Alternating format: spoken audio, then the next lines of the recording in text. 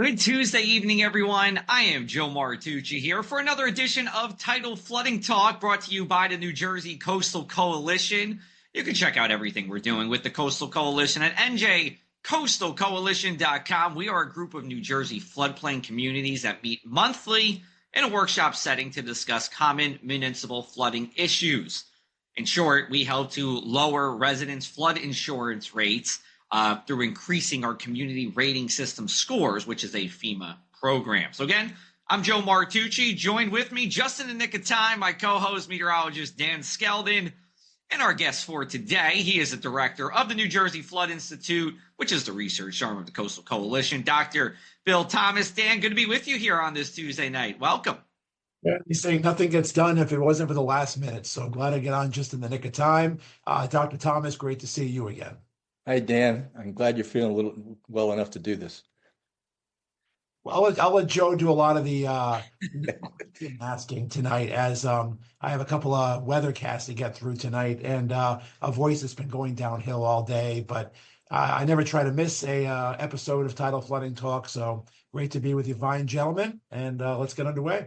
Yeah, absolutely. And I'm happy to do as much as possible. And Dan being the moral support here for tonight.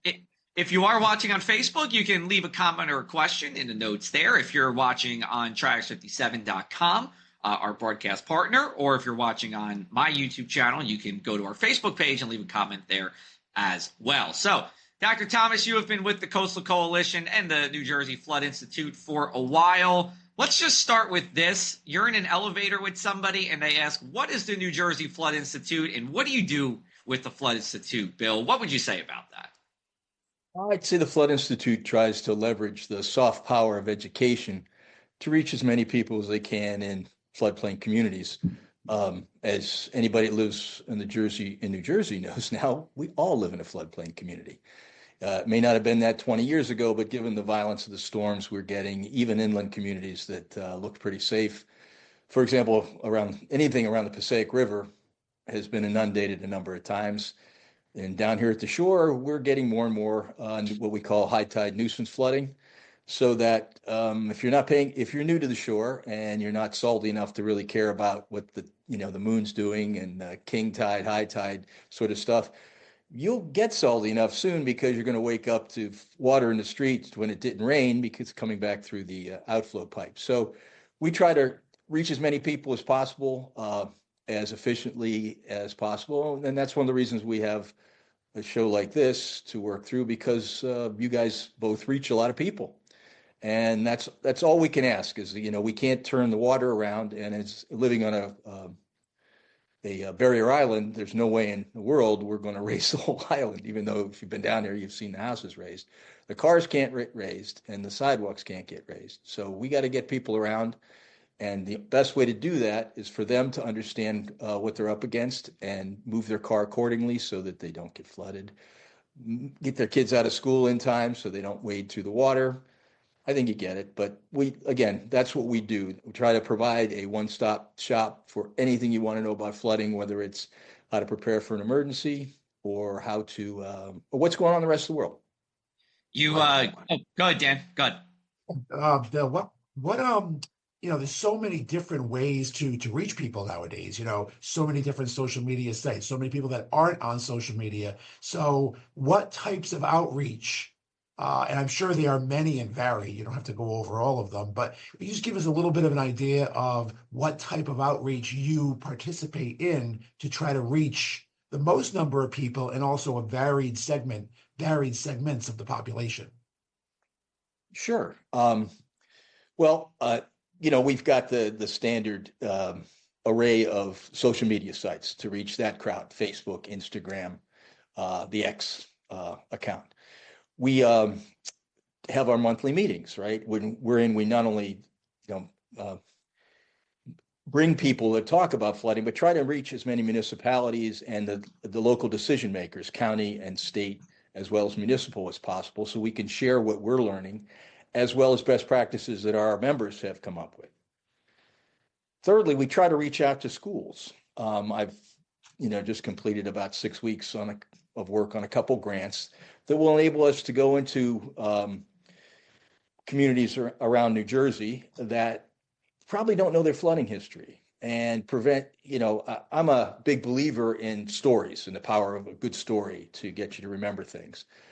Yesterday I was getting some blood taken, and, I'm one of those guys that can't stop talking, and I was a teacher forever. So you try to take something as, boring as how'd the methane ring get named, and tell a story about the guy falling asleep on the bus and dreaming of a snake with its tail in its mouth. Or how Einstein, a lot of things happened on buses, believe it or not. Einstein figured out relativity on it. So anyway, we try to bring that power of storytelling to schools, but of course we do it by having people like you and Joe go to schools for us, and we're trying to do more of that. So the short version is we try to hit as many of these as we can, realizing that every demographic matters to us, and certain demographics, like if you're my age, you're probably on Facebook. If you're my daughter's age, you probably have never been on Facebook. But we got to reach her too. So we're trying to learn as we go and hit as many sites as possible. But if you hit New Jersey Coastal Coalition, you can see us on several platforms, and that'll get you to the Research Institute if you want to dig deeper. Dr. Thomas, you live at the Jersey Shore. You live in Atlantic County, right on the coast there. In your time, being at the shore, right? Have you noticed changes? Have you, and I don't mean just, hey, I've seen more water, but have you noticed more resiliency to flooding, and how does that parlay into the work that the Coastal Coalition's been doing? Yes, I have seen more resiliency, and part of that is due to FEMA and people like the Coastal Coalition working, because a lot of our members in the Coastal Coalition are local community leaders, especially political leaders, elected folks. So by helping our local members work through the FEMA flood insurance program, we've helped our folks become more resilient by adopting codes and warnings and literature and things like that actually play into the CRS system, which is the community rating system FEMA uses to establish your flood insurance rates. By gaining points in this system, which we with our members work on constantly, finding new ways to get more points so that our rating is increased, and that way we can offer you savings on your flood insurance. So that's primarily, that was basically what we were founded to do, and we were also founded in response to Sandy. And of course, if you look around, Sandy encouraged a lot of people to take this sort of thing seriously, that, just guessing, but there were a lot of stuff at the Jersey Shore that was at sea level. And Sandy took care of that all up and down the coast. Well, that really brought everybody to, Jesus, for lack of a better analogy. So they took it seriously. And you go around the shore now, the new building codes, which play into the FEMA, the community rating system and the flood insurance system, most things start, almost 15 feet above the curb. So your possessions are out of the way now. As I said earlier, the problem is the streets are still at ground level, and that's where your cars are, and there's nothing we can do about that right now. But I think most people, especially builders and community leaders, are aware of the need to get as much out of the water as you can, because when it comes, there's nothing we can do. There is no barrier we can provide. Do you find, Dr. Thomas, that, storms like Sandy and Jonas, we had kind of a rough decade. Even Sandy, though, was coming up on 13 years ago, Jonas 9 years ago. Storms like that kind of wake people up. The Coastal Coalition was born as a result of one of those storms. Right. So even though they are horrible, I don't want to say you need one of these storms, but I'm talking to the choir. Right. They do serve a purpose and kind of just wake people up to the possibility that it can happen here. Amen. It's probably, Dan, my biggest frustration is the short memories of human beings. Everything's new to us constantly, it seems. And 13 years ago, of course, I know I wasn't here, but I was in northern New Jersey running a school of conservation, and we were out of power for 16 days. That you know, brought, you know, when I was talking to the people I worked for about generators, all of a sudden it focused their mind, as did a gate valve to lower the lake because the flooding destroyed the bridge. And then that kind of stuff, you know, we all know it takes a while to move people, but it's very frustrating that without this, it seems like a television show we're in. We watch Florida get beat up in the last couple of storms, but what's that doing to me? Nothing. And people have, you know, the communities here are chock full. There's no houses for sale that aren't $1 million. And I was kidding my wife, the only good investment we made is our house because we couldn't afford to live here today. But it's worth 5 times what we paid for it. Great. And I can't live here if I sell it, but at least I have something that's worth more than it was. But, you know, I really believe that if we could fake a storm and have a studio storm, it would be wonderful every year just to bring people up to snuff on what they need to do. I think another problem that has evolved from the Sandy storm is that when I lived in Ventnor years ago and then went on to become a college professor. But when I lived here, it looked like a lot of shore communities, you know, marginal things where your grandma and grandpa still had a place to shore. And it was, you know, it wasn't a brand new home. And a lot of that stuff was wiped out. Well, a lot of the houses that are here now don't seem to have anybody living in them year round. They seem to be summer residences or rentals.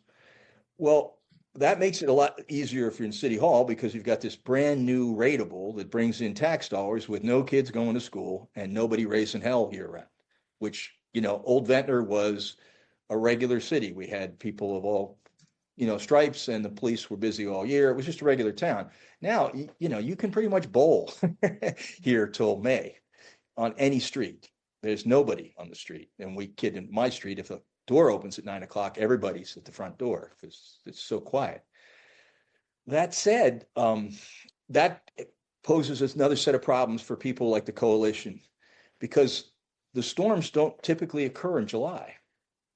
You know, so when we're packed and most of the money people who can afford the $1 million summer home are here, we have nothing to sell. They're just enjoying the sunshine. When they go home and things get rough, their cars aren't here.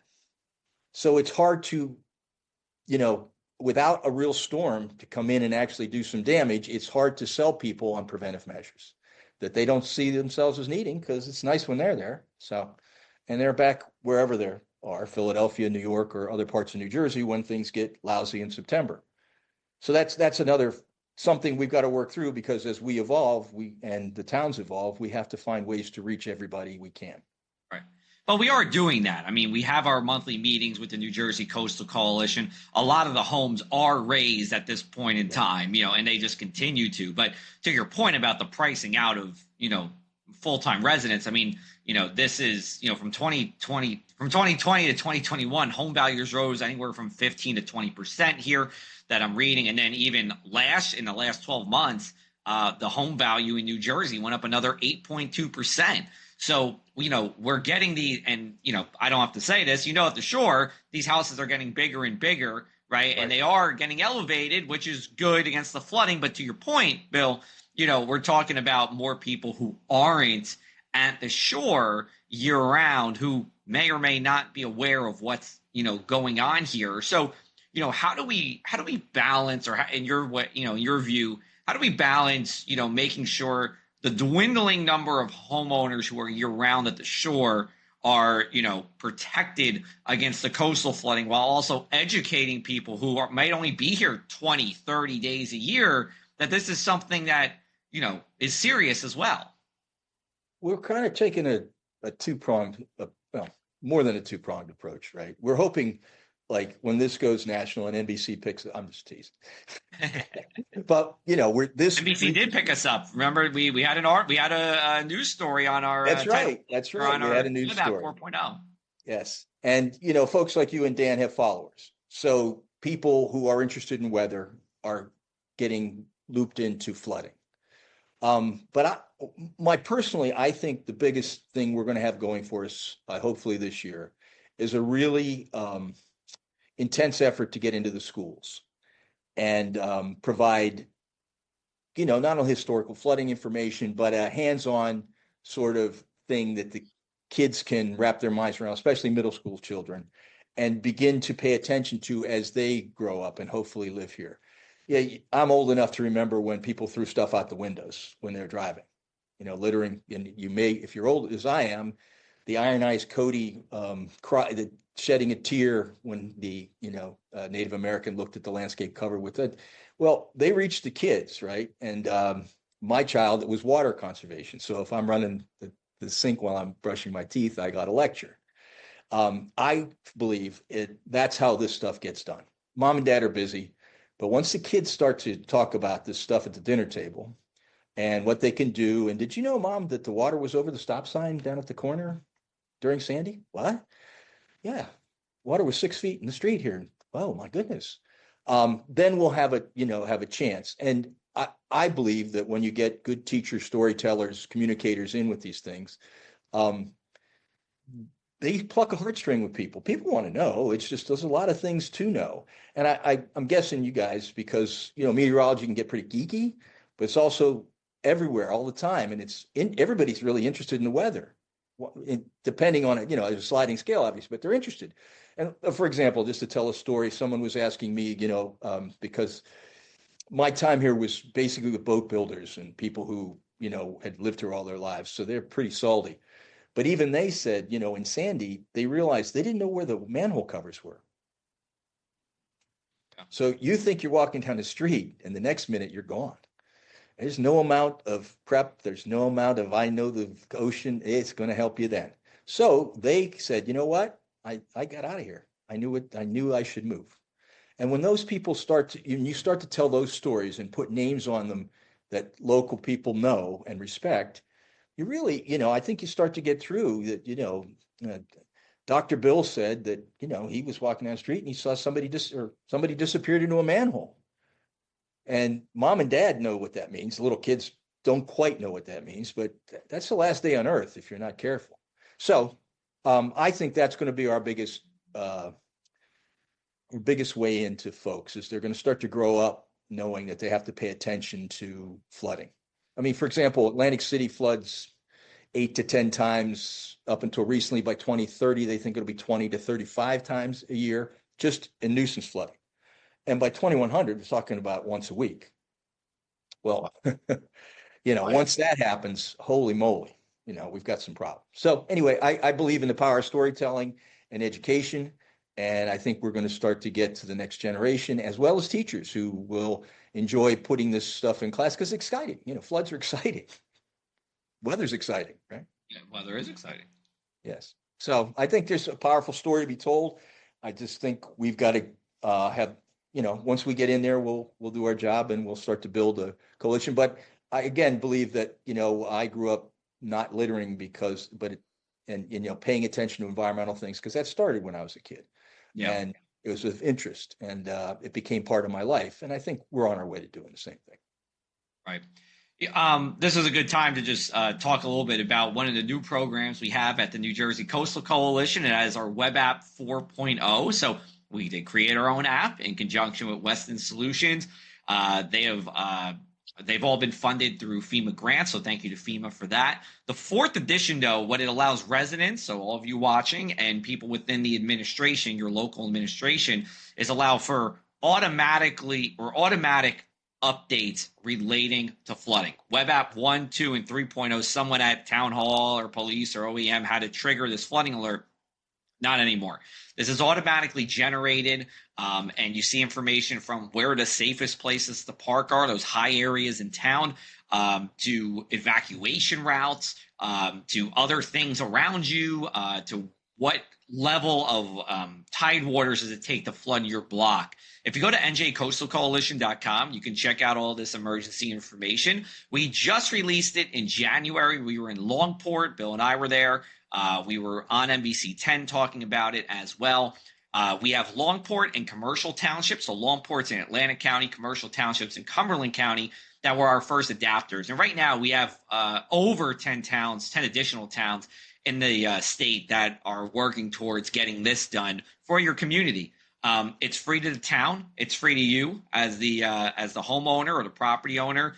and it's all done through the New Jersey Coastal Coalition. So, I'm proud of it. I think it's a great tool. When I do a lot of community outreach to our Coastal Coalition towns, and, I would say at least 50% are like, wow, this is great, especially when they know it's automated, because they knew about the previous 3 versions. When they hear it's automated, I was just in Middletown in Monmouth County for a meeting, and they were like, their eyes opened up. They were like, this is fantastic. And Middletown, is not a town that is a barrier island. There's coastal parts, but it's not a barrier island as well.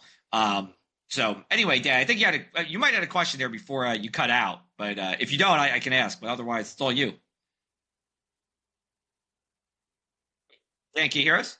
I can, yeah. I'm sorry, but I apologize for popping in and out on camera. I was just I was going to echo Dr. Thomas's idea about, I know I visited hundreds of schools throughout South Jersey, throughout New Jersey and Pennsylvania. I know, Joe, you're big in schools as well. And tidal flooding is not something that was ever taught in those lessons, at least not, for the years I was on my school tour. So I think it's never too early to introduce, that term, flooding in general, and let the education begin young. Like Dr. Thomas said, weather is fascinating. It sparks curiosity. These kids take this curiosity home to their parents, and the education is just contagious. So 100% agree that is an avenue that can't be explored enough.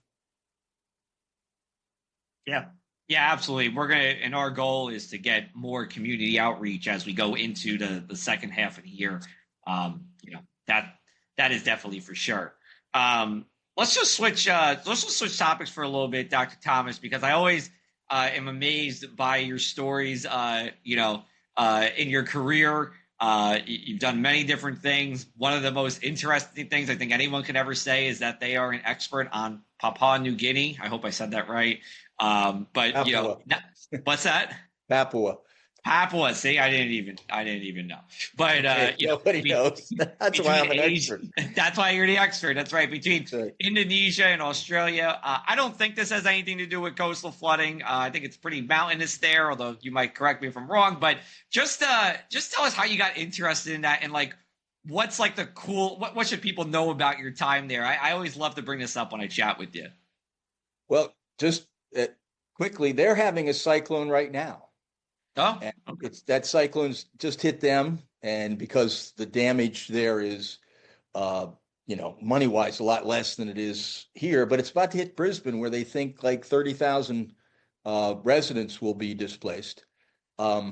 It's a bomb, it's a monster. But the thing in Papua New Guinea, Papua New Guineans are used to environmental disturbances. 6 tectonic plates meet to form that island, so it's always rubbing and moving. The old buildings, especially, are flexible, so I've awakened with many an earthquake there. You get knocked, How's that? Yeah, and it was just an earthquake. There's nothing to break, so it was great. But yeah, they're subject to the same things we're going through. I get, the reason I got to go to Papua New Guinea at first was that my professor had written his dissertation on cannibalism accusations. I had been there on my own. They were going back to follow up to try to figure out what exactly was going on. And I said, well, I've been there, I'll go back. And, the story I always tell the kids is they don't like white meat. So I'm safe, but they still have a terrible problem with witch killing. And witches in Papua New Guinea are typically women that are single or can't be defended by their men. It's just a wild accusation that, witches eat someone's insides. No one bothers to check up on it. It's a way of intimidating other people. But anyway, I was there first to do that. And then my real interest is in how do you get from, people living in their environment to actually working to conserve it. So I learned from the locals what they knew and how they saw human activity impacting biodiversity. And from that, we've made a model. It's got 2 really big conservation areas. When things settle down in the area, right now there's a lot of tribal fighting. We'll have 2 of the biggest conservation areas in that part of the world. And this is the Amazon of the Pacific. So it's endlessly fascinating as far as critters go, more birds than anywhere but, South America. And 1,000 languages. There's 5,000 languages spoken on Earth. And so you go there and there's 1,000 different cultures, each as different as Spanish is from Chinese. So fascinating place. Never get tired of going there. It's a little hairy sometimes, but what a privilege it's been to spend my life, going out there. And the biggest thing too, you learn when you go to everything's stripped bare there in a lot of sense. So when you go to a meeting, a tribal council, they're doing politics too. And you begin to realize the importance of consensus and how you come to that. Where, you don't get that class in America often. And, political things are limited here sometimes to a council of 4. Well, there's a council of 44 there that have to agree.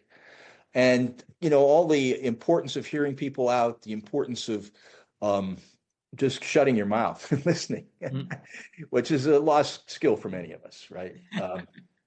That's been those things have changed my life. In addition, every time you go, something happens. You go, boy, if you and I were having a beer right now, there's a great story to be told. Okay, well, maybe our next Tidal Flying Talk with you, we'll do it at a bar somewhere, and we'll have a live audience, and we'll talk about it. We did used to do it at the Irish Pub in Atlantic City for a number of years, and I actually, when I was doing a little research earlier today, so I didn't know that Papua Yes. New Guinea has the 11th most airports in the world. Did you know that? Yeah, there's no roads. Oh, so that's why. So it's like Alaska, right? Yes, it is. The capital is not connected to the rest of the country. There's one main road that goes up the spine of the mountains, and it's constantly subjected to earthquakes and landslides. And that's what connects the folks I've worked with, known as the Hewa. They're out at the headwaters of one of the major rivers there. There are no roads. The first airstrip was put in the 90s. When I first went in, you had to walk and carry everything. Looked like an old Tarzan movie. With carriers and everything.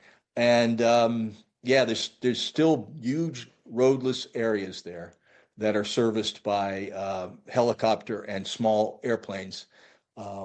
And that's really the only way in and out.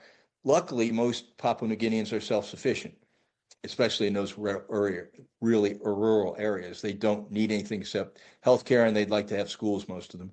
But if one of these days I'll bring a slide in of some of the airstrips. If you're afraid, I mean, that's a what? That's an airstrip.